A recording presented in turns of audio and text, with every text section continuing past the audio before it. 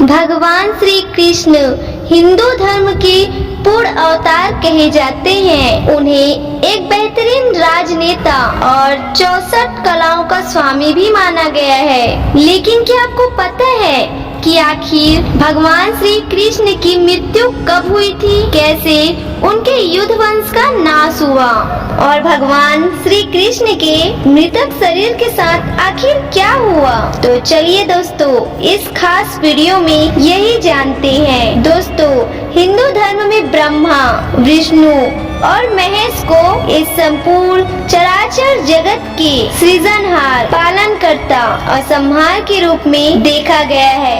अब तक हिंदू धर्म में जितने भी अवतार हुए हैं वो केवल विष्णु के ही हैं। इनमें मत्स्य अवतार, कुंभ अवतार, मोहिनी अवतार, वरातार अवतार, वामन अवतार, अश्वनाव अवतार, राम अवतार, कृष्ण अवतार, ये सभी विष्णु के अवतार थे जो धरती पर अवतरित हुए। इस अवतार में विष्णु ने अपना विराट रूप और विश्व रूप धारण किया था। कहते हैं भगवान कृष्ण का जन्म 3112 ईसा पूर्व में हुआ।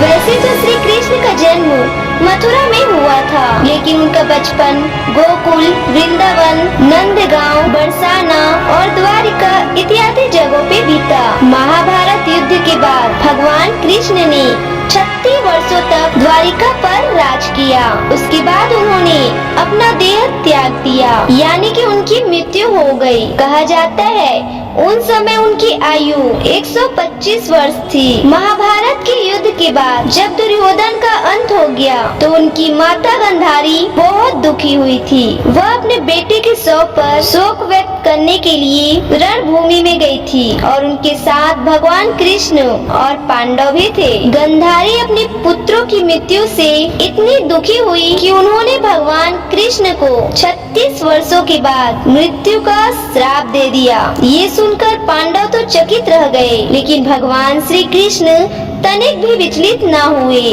और मुस्कुराते हुए अपने ऊपर लगे श्राप को स्वीकार कर लिया। और ठीक इसके 36 वर्षों के बाद उनकी मृत्यु एक शिकारी के हाथों हो गई। भागवत पुराण के अनुसार एक बार श्री कृष्ण के पुत्र शाम को एक शरारत सूझी। वो एक स्त्री का वेश धारण कर अपने दोस्तों के साथ ऋषि मुनियों से मिलने चले गए। स्त्री के वेश में शाम ने ऋषियों से कहा कि वो गर्भवती है। जब उन यशवंत कुमारों ने इस प्रकार ऋषियों को धोखा देना चाहा तो वो क्रोधित हो गए और उन्होंने स्त्री बने शाम को श्राप दे दिया कि तुम ऐसे लोहे के तीर को जन्म दोगे जो तुम्हारे कुल और साम्राज्य का विनाश कर देगा।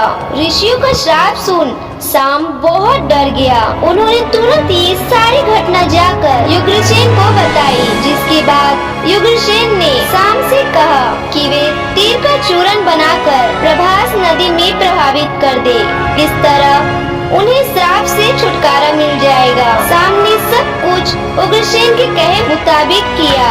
साथ ही उग्रसेन ने ये भी आदेश दिया कि यादव राज में किसी भी प्रकार की नशीली सामग्रियों का न तो उत्पादन किया जाएगा और न ही वितरण होगा। कहा जाता है इस घटना के बाद द्वारका के लोगों ने कई अशुभ संकेतों का अनुभव किया, जिसमें सुदर्शन चक्र, श्री कृष्ण का शंख, उनका रथ और बलराम का हल का अदृश्य हो जाना शामिल है। इसके अलावा वहाँ अपराधों और पापों में बढ़ोतरी होने लगी। द्वारका में चारों ओर अपराध और पाप का माहौल व्यक्त हो गया। ये देखकर श्री कृष्ण बहुत दुखी हुए और उन्होंने अपने प्रजा से ये जगह छोड़कर प्रभास नदी के तट पर जाकर अपने पापों से मुक्ति पाने को कहा। इसके बाद सब लोग उनकी बात मानकर प्रभास नदी के तट पर गए, लेकिन वहाँ जाकर सभी मदिरा के नशे में चूर हो गए और एक दूसरे से बहस करने लगे। इसके बाद उनकी बहस ने लड़ाई का रूप धारण कर लिया और वो आपस में ही लड़ने मरने लगे। इस तरह आपस में सभी लोग लड़के मारे गए। कहते हैं इस घटना के कुछ दिनों बाद ही बलराम की भी मृत्यु हो गई। भगवत पुराण के अनुसार भगवान श्री कृष्ण ने एक दिन पीपल के पेड़ के नीचे विश्राम कर रहे थे। अभी जरा नामक एक बहलिया ने श्री कृष्ण को हिरण समझकर धूल से उन पर तीर करा दिया, जिससे उनकी मृत्यु हो गई। आपको बता दें कि ऋषि द्वारा श्री कृष्ण के पुत्र शाम को दिए श्राप के अनुसार श्री कृष्ण को लगे तीर में उसी लोहे के तीर का अंश था जो श्याम के पेट से निकला था, जिसे उग्रसेन ने चूर्ण बनाकर नदी में प्रभावित करा दिया था। इस तरह ऋषि के श्राप के अनुसार समस्त अधिवंशियों का नाश भी हो गया और गंधारी के श्राप के अनुसार महाभारत के युद्ध के बाद श्री कृष्ण के 36 वर्ष भी पूरे हो गए थे। कहा जाता है कि भगवान विष्णु यहाँ पर साक्षात विराजमान है और यहीं पर श्री कृष्ण से जुड़ा मृत्यु का राज है और यहीं पर कृष्ण की मृत्यु से जुड़ी राज है। कहा जाता है कि जब भगवान ने धरती पर जन्म लिया तो उनकी शक्ति तो अलौकिक थी, लेकिन शरीर तो मानव का ही था जो कि नश्वर होता है और एक न एक दिन उस शरीर को त्यागना ही पड़ता है। जब भगवान श्री कृष्ण की लीला समाप्त हुई तब वो धरती पर अपने इस अवतार देह को छोड़कर स्वर्गलोक चले गए। पांडवों ने उनके देह का अंतिम संस्कार कर दिया। इस दौरान उनका पूरा शरीर तो जलकर नष्ट हो गया, लेकिन उनका दिल जलता ही रहा। पांडवों ने जलते हुए दिल को जल में प्रभावित कर दिया। तब से ये लट्ठे के रूप में प्रभावित हो गया।